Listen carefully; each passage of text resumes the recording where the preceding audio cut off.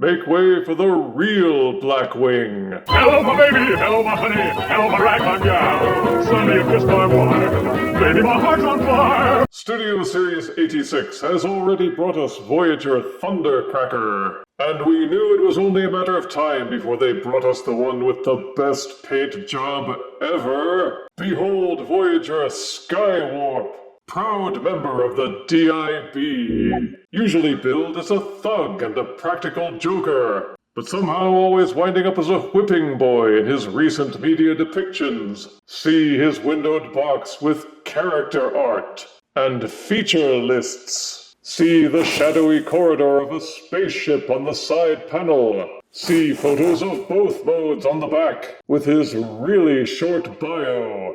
Skywarp prepares for his final battle. See his art reaching out to grab you on the other side. Now let's unbox Skywarp and see if this is also his final review. Spoiler, it isn't.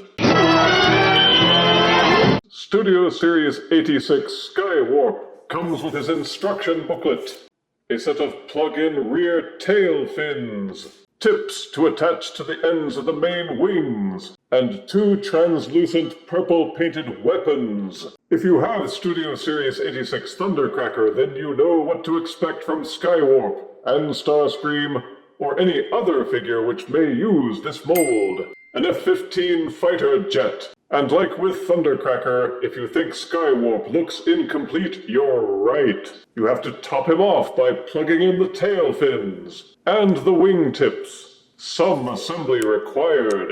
But compared to the original Generation 1 figure, this mold is quite the upgrade. Like Autobot Windcharger, Skywarp had one of the most underutilized abilities in the Transformers mythos. The ability to teleport, which should have made him a fearsome opponent in the skies. But they never really made use of it. Instead, they gave him a new superpower, which was being an even worse shot than the Imperial Stormtroopers. Ugh. The colors are black, though it's more like a really dark charcoal gray and purple with gray and silver trim.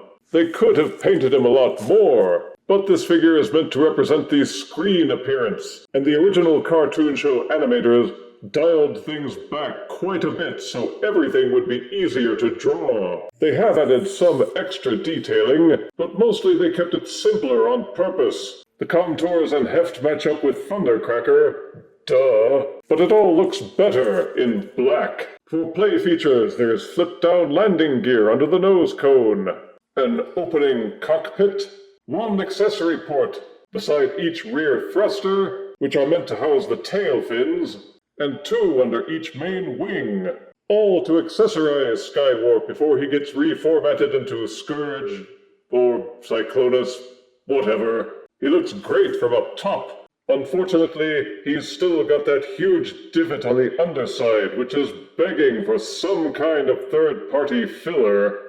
If transformed properly, he tabs together nice and solid with no floppy bits. What can one say, except it's a black fighter jet, and perhaps that is enough. Skywarp transforms exactly the same as Studio Series 86 Thundercracker, but cooler, because he's in black.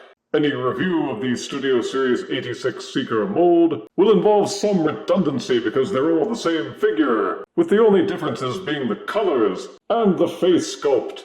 In a moment of either bizarre irony or deliberate gaslighting, Hasbro gave Skywarp the practical Joker a stoic, expressionless face, while Thundercracker sports the jolly, grinning face. And I can't help wondering if they meant for it to be the other way around, and it was all some big mistake. But you can't say the face doesn't look good on him. The black colors camouflage the diminished greebling, and the purple and gray colors stand way out in contrast. He could have done with some additional detailing and painted highlights, but their stated goal was screen accuracy, and that some additional sculpting and paintwork, which could easily have been done, is instead left undone. There are no intake nipples, no shin intakes, and while it looks solid from most angles, the thighs have been scooped out, along with the insides of the arms.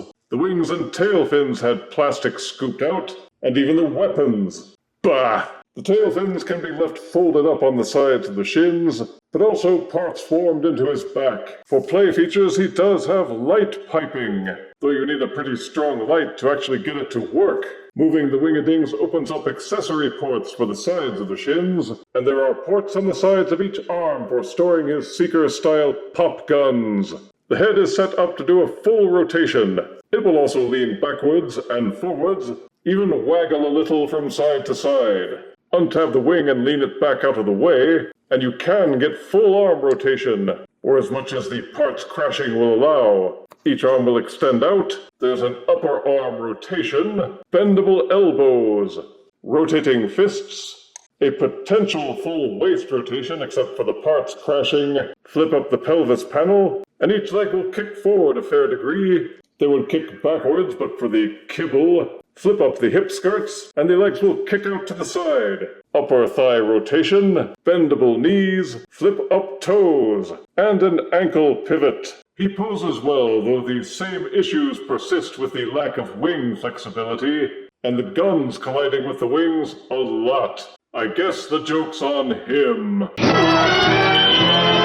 Standing 6 3/4 inches, including his air intakes, here's Studio Series 86 Voyager Skywarp, next to Leader Class, more than meets the eye battle-damaged Megatron. Next to his jolly buddy, 86 movie Thundercracker. Next to his angry buddy, Voyager Earthrise Skywarp. And fellow Practical Joker 86 movie Core Class Rumble. Blue. Studio Series 86 Voyager Skywarp represents Phase 2 in Hasbro's scheme of sticking it to all their customers by getting us to rebuy the Seekers all over again.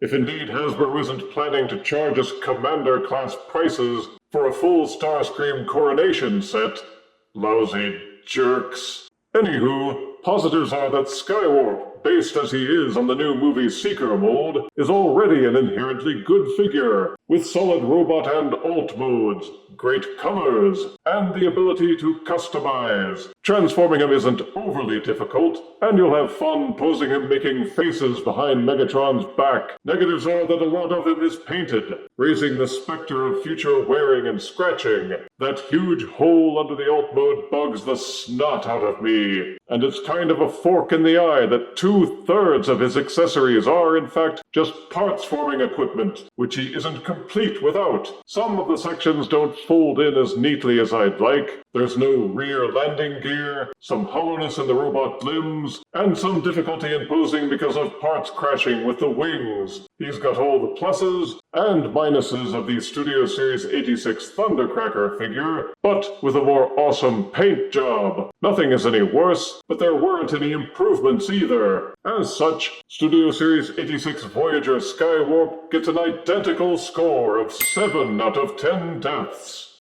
He couldn't even teleport himself into a better score. If you refuse me, honey, you lose me. Then you'll be left alone, oh baby. Tell more and tell me I'm your own.